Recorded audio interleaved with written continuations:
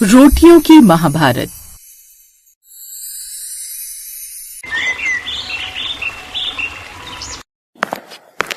आइए सौंदर्य भाभी, आप भी हम सबके साथ डाइनिंग टेबल पर बैठकर साथ में डिनर कीजिए। हाँ हाँ, आओ नई बहू, हमारे साथ डिनर करो।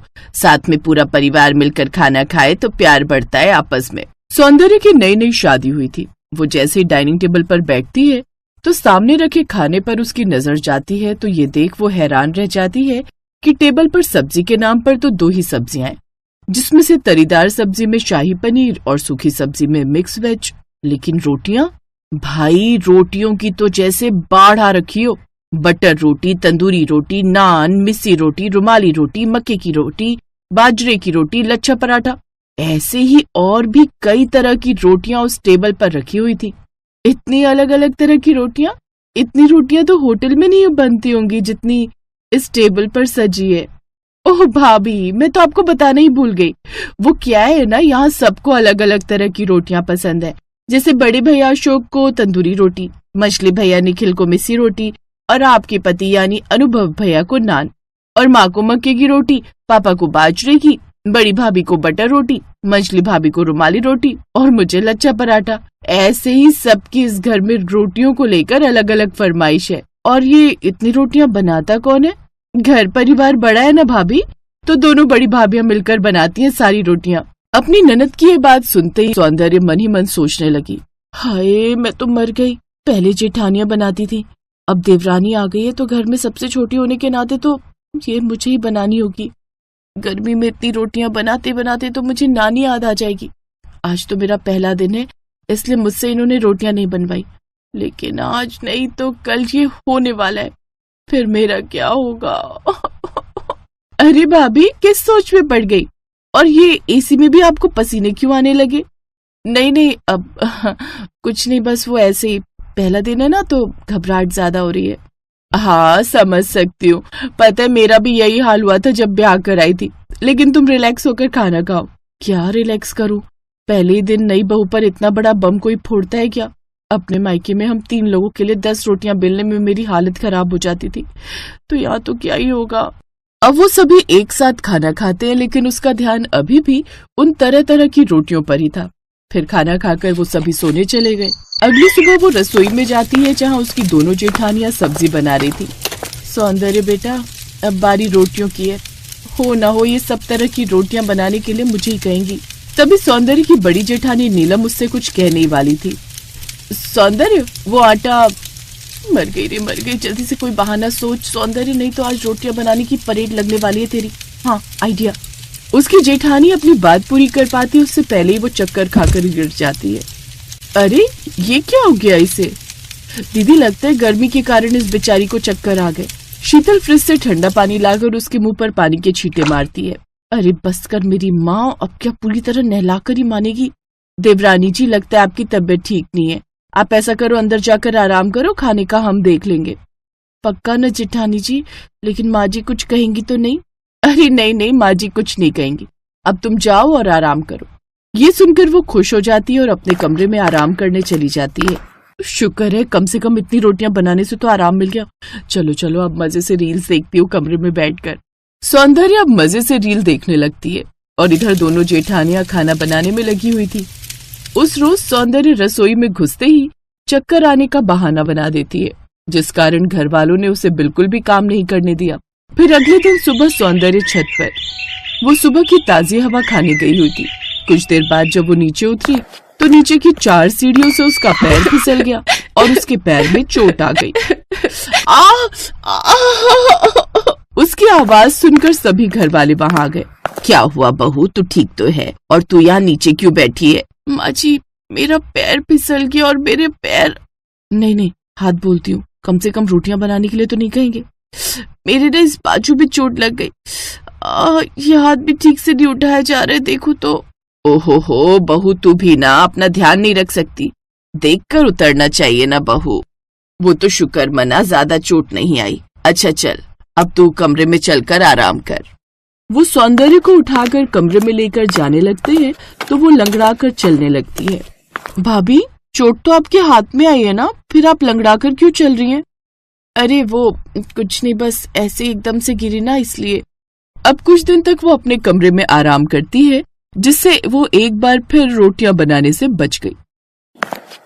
लाओ देवरानी जी, मैं तुम्हें खाना खिला देती हूँ। मैं नान और मिस्सी रोटी लाई हूँ तुम्हारे लिए। थैंक यू भाभी, लेकिन कोई बात नहीं, एक हाथ में तो लगी है, दूसरे से मैं खा लूंगी। आप बेकार ही परेशान हो रही हो। खाना देकर शीतल कमरे से चली जाती है। कम से कम यहाँ एसी में बैठकर ये सब खाने को तो मिल रहा है, नहीं तो हालत खराब हो जाती मेरी गर्मियों में रोटियां बेल बेल कर। सौंदर्य जब से ससुराल में आई थी, वो हर रोज कोई न कोई बहाना बना रही थी, वो भी सिर्फ रोटियां बनाने से बचने के लिए। और इसी बारे में एक रोज वो अपनी माँ से फोन पर बात कर रही थी। वो तो बस मैं ही जानती हूँ माँ कि कैसे मैं इतनी सारी रोटियां बनाने से बचने के लिए रोज नए नए बहाने बनाकर बचती आ रही हूँ।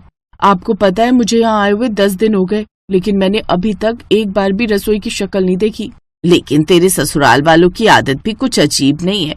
बताओ भला, जितने घर में लोग उतनी तरह की रोटी सबको चाहिए। जरा पता करना इस ग्रह से आए हैं या दूसरे ग्रह से आए हैं। वही तो माँ, अजीब डिमांड है सबकी, सबको अलग अलग तरह की रोटी खानी है। लेकिन छोड़ो ना माँ, क्या ही फर्क पड़ता है। अब देखो ना, चोट उस दिन हल्की सी पैर में लगी थी, जो कि उसी दिन ठीक भी हो गई थी, लेकिन बहाना बनाकर मैंने सबको हाथ में बता दी। इससे कम से कम मैं रोटियां बनाने से तो बची गई। उसकी ये सारी बातें बाहर खड़ी उसकी जेठानी नीलम सुन लेती है और वो जाकर सारी बात अपनी सास को बता देती है। मैं सब समझ गई बहू, लेकिन तुम में से कोई भी इस बारे में नई बहू से बात नहीं करेगा और ना ही मैं करूंगी।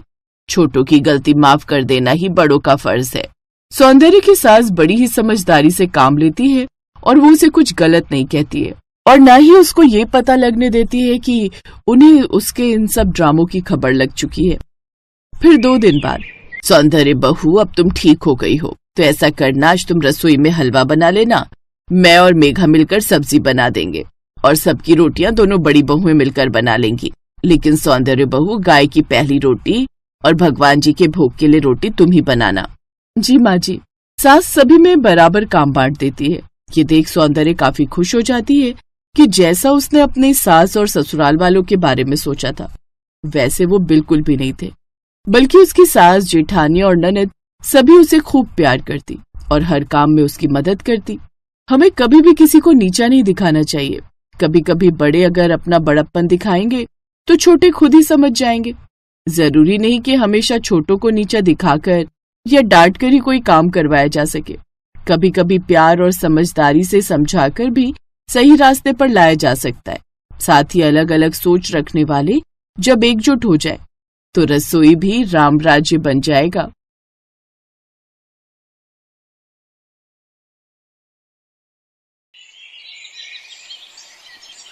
उफ, अब मुझसे और इतना पैदल नहीं चला जा रहा। ना जाने कैसी सास दी है ऊपर वाले ने, जो सास कम और जल्लाद ज्यादा लग रही है। हाँ, बिल्कुल ठीक कह रही हो जेठानी जी। माँ जी ने बिल्कुल भी नहीं सोचा कि हम तीनों पेट से हैं। हम ऐसे में पैदल कैसे जाएंगी, ऊपर से सिर्फ 150 रुपए देकर सब्जी लेने भेज दिया। बस मुझसे तो अब और नहीं चला जाता। एक तो कब से पैदल चलते रहो, ऊपर से धूप सीधा सिर पर लग रही है। बस थोड़ी सी और हिम्मत करो, हमने आधा रास्ता पार कर लिया है।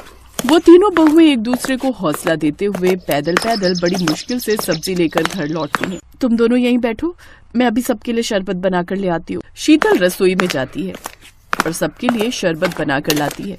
सभी बहुएं शरबत को देख काफी खुश होती हैं। फिर जैसे ही सभी बहुएं शरबत का ग्लास उठाकर पीने वाली होती हैं कि तभी वहाँ उनकी सास कौशल्या आती है। ये क्या कर रही हो तुम तीनों? मैंने कहा था ना, ये शरबत सिर्फ मेहमानों के लिए है। तुम तीनों इसे क्यों पी रही हो? माँ जी, धूप में आते आते हमारा गला सूख गया। अगर थोड़ा सा शरबत बनाकर पी भी लिया तो क्या हो गया? हा, क्या हो गया? तेरे बाप ने दहेज में नहीं दी थी ये शरबत की बोतल? अगर इतनी ही प्यास लग रही है तो पानी पी लेती, लेकिन नहीं, इन तीनों महारानियों को तो शरबत चाहिए। जब से घर में आई हो तब से फिजूल खर्ची करती रहती हो। अपनी सास की ऐसी बातें सुन उन तीनों की आंखों में आंसू आ जाते हैं। कौशल्या का परिवार एक मिडिल क्लास परिवार थी। उसकी तीनों बहुएं पेट से थी, लेकिन कौशल्या थी कि अपनी कंजूसी से बाज ही नहीं आती थी। वो हर छोटी बड़ी चीज में कंजूसी करती थी। ऐसे ही एक दिन, मेरा तो कुछ खट्टा मीठा खाने का बहुत ही मन कर रहा है। सच कह रही हो देवरानी जी, मन तो मेरा भी कर रहा है, लेकिन घर में तो कुछ भी खट्टा मीठा नहीं है। बस थोड़ी सी खट्टी मीठी नमकीन रखी है, लेकिन अगर वो खाई तो माँ जी तूफान खड़ा कर देंगी। एक काम करते हैं, हम नुक्कड़ पर चलकर रामू गोलगप्पे वाले के ठेले पर चलते हैं। वो बड़े अच्छे खट्टे मीठे गोलगप्पे देता है। हाय, मेरा तो मुंह में पानी भी आने लगा। अब चलो, मुझसे तो अब और नहीं रहा जाता। वो तीनों छुपते छुपाते गोलगप्पे खाने चली जाती हैं। आहा, क्या मजेदार गोलगप्पे हैं, मजा ही आ गया। सच में बड़े ही टेस्टी है। उन तीनों को गोलगप्पे खाते हुए उनकी सास कौशल्या देख लेती है, लेकिन उस वक्त बिना कुछ कहे वो घर चली जाती है। जब वो तीनों घर आती हैं तो वो तीनों को देखकर कौशल्या उन पर चिल्लाने लगती। अच्छा, अब तुम तीनों की इतनी हिम्मत कि मेरी मर्जी के बिना गोलगप्पे खाने चली गई। वो माँ जी, हम सबका बड़ा मन कर रहा था गोलगप्पे खाने का, इसलिए हमसे रहा नहीं गया और हम गोलगप्पे खाने चले गए। अच्छे से जानती हूँ तुम तीनों को पैसे उड़ाने का मौका चाहिए। कम से कम 40-50 के गोलगप्पे तो खा ही लिए होंगे तुमने। अब तुम तीनों की एक ही सजा है, तुम तीनों को आज रात का खाना नहीं मिलेगा, समझी? कौशल्या उन तीनों के रात के खाने पर पाबंदी लगा देती है। शाम को जब सब लोग खाने की टेबल पर बैठते हैं तो उनके पति उनसे पूछते हैं, अरे शीतल, तुम तीनों खाने क्यों नहीं बैठ रही हो? तुम तीनों को भूख नहीं है क्या? अरे वो इन तीनों को शाम को तेज भूख लगी थी तो मैंने इन्हें पकौड़े और समोसे बनाकर खिला दिए थे, इसलिए अभी इनका पेट भरा हुआ है। कौशल्या अपने तीनों बेटों से झूठ बोलती है। अब भूख के मारे उन तीनों की सांस निकलने को हो रही थी, लेकिन अपने पतियों के डर के मारे वो किसी से कुछ नहीं कह पाती। ऐसे ही कुछ दिन और बीत जाते हैं। फिर एक रोज, माँ जी, आज हम तीनों का मटर पुलाव खाने का बड़ा मन कर रहा है, क्या आज हम खाने में मटर पुलाव बना ले? अगर पुलाव बनाओगी तो कम से कम 1-1.5 किलो चावल लगेंगे, ऊपर से आलू मटर और ढेर सारे मसाले। नहीं, इसमें तो काफी सामान लग जाएगा। एक काम करो, थोड़े सूखे आलू की सब्जी और छोटी वाली परात में थोड़ा सा आटा गूंथ लो। छोटी वाली परात में? लेकिन उसमें तो बहुत ही कम आटा गूंथा जाता है और हम तो कितने सारे लोग हैं। मैं और मेरे बेटे तुम तीनों की तरह भुक्कड़ नहीं है, इसलिए उसी में आटा गूंथो, काफी।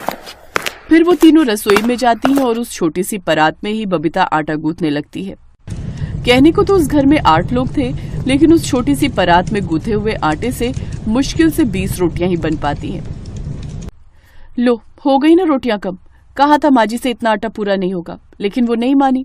अब इन 20 रोटियों में से कौन क्या खाएगा, और हमारे लिए तो क्या ही बचेगा।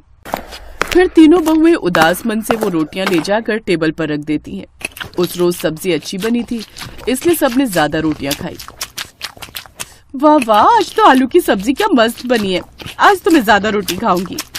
हाँ मेरी बच्ची, तुझे जितनी खानी है खा, आज तो मैं भी 2 और खाऊंगी। इस तरह अब उन तीनों के लिए आखिर में सिर्फ एक ही रोटी बचती है। माँ जी, क्या हम अपने लिए रोटी बना ले? क्यों, इनमें क्या फुई लग गई है या ये बासी हो गई है आधे घंटे में ही? क्यों बनानी है और रोटी? लेकिन माँ जी, इस डब्बे में रोटियां बची होंगी तभी तो खाएंगे ना, इसमें तो मुश्किल से 1 रोटी ही बची है। अगर आपको यकीन नहीं होता तो ये देखिए आप। हाँ तो इसमें कौन सी बड़ी बात है, 1 रोटी भी काफी होती है। जानती हो कितने बड़े बड़े गरीब परिवार मिलकर एक ही रोटी खाकर पेट भर लेते थे, तुम तो तब भी सिर्फ 3 ही हो। और इस हालत में ज्यादा खाना खाना वैसे भी अच्छा नहीं होता। मेरी सास तो मुझे 2 वक्त का खाना ही देती थी, मैं तो तब भी तुम तीनों को 3 वक्त की रोटी देती हूँ। माँ जी, कम से कम भगवान के लिए हम पर तरस खाइए, हम पेट से हैं, 1 रोटी से ही तीनों का पेट कैसे भरेगा? कहा ना, कोई जरूरत नहीं है रोटी बनाने की, अब जो 1 रोटी बची है वही तीनों मिलकर खा लो। ये कहकर कौशल्या वहां से चली जाती है। सास है या हिटलर, जी तो चाह रहे रोटी की जगह जहर ही खा लूं, लेकिन पेट में बच्चा है तो उसके लिए तो सोचना ही पड़ेगा। जैसे जैसे दिन गुजरने लगते हैं उन तीनों बहुओं का शरीर भी कमजोर होने लगता है। फिर एक रोज, ये क्या शीतल दीदी, तुम्हारी तो दवाइयां खत्म हो गई है, चलो चलकर ले आते हैं। कोई जरूरत नहीं है दवाइयां लाने की, अरे हमने भी तो 4-4 बच्चों को जन्म दिया है, हमने तो कभी दवाइयां नहीं खाई। चलो जाओ अंदर और काम करो। यहाँ तक कि अब उन तीनों के पति उनके लिए अगर कुछ फल फ्रूट्स या जूस भी लेकर आते तब भी वो उन्हें खाने को नहीं देती। हटो परे, आई बड़ी फल जूस खाने वाली, इन्हें मैं खाऊंगी। बुढ़ापे के कारण अब मेरी हड्डियां दर्द करने लगी हैं, थोड़ी ताकत आ जाएगी। मेरे बेटे सारा दिन मेहनत करते हैं तो वो तुम्हारे लिए नहीं करते। चलो अब जाओ, घर में बहुत काम पड़ा है। वो काम के लिए जाते ही हैं कि तभी शीतल को लेबर पेन शुरू हो जाता है, उसे जल्दी से अस्पताल ले जाया जाता है। शीतल जी की तबीयत काफी खराब है, उनमें काफी कमजोरी है, इसीलिए हम माँ या बच्चे में से किसी एक को ही बचा सकते हैं। ये सुनकर सभी घबरा जाते हैं। डॉक्टर 2 घंटे बाद शीतल की डिलीवरी करते हैं, लेकिन वो सिर्फ शीतल की जान ही बचा पाते हैं। देखिए, माँ के अंदर काफी कमजोरी थी, जिस कारण हम चाहकर भी बच्चे को नहीं बचा पाए। डॉक्टर की बात सुनकर उसका पति जोर जोर से रोने लगता है। नहीं नहीं, ये नहीं हो सकता। हे भगवान, ये तूने क्या कर दिया? तू क्यों इतना निर्दयी हो गया? निर्दयी डॉक्टर नहीं, आपकी माँ है, जिसने ना तो कभी हमें ठीक से खाने को दिया और तो और दवाइयां लाने के लिए भी मना कर दिया। आज जो कुछ भी हुआ है उसकी जिम्मेदार सिर्फ वही है। अगर हमारे बच्चों को भी कुछ होगा तो उसकी जिम्मेदार सिर्फ और सिर्फ माँ जी होंगी। नहीं नहीं, हम अपनी पत्नी और बच्चे के साथ ऐसा नहीं होने देंगे। माँ, हमें तो लगा था तुम सुधर गई, लेकिन तुम तो अभी भी बिल्कुल वैसी हो, कंजूस की कंजूस। हाँ, अब हम बिल्कुल भी इनके साथ नहीं रहेंगे। कौशल्या बहुओं के पास जाकर उनसे माफी मांगती है, जिसके बाद उसे माफ कर देती हैं। लेकिन अब कौशल्या पूरी तरह से कंजूसी छोड़ देती है और उनके साथ बहुत अच्छे से रहती है।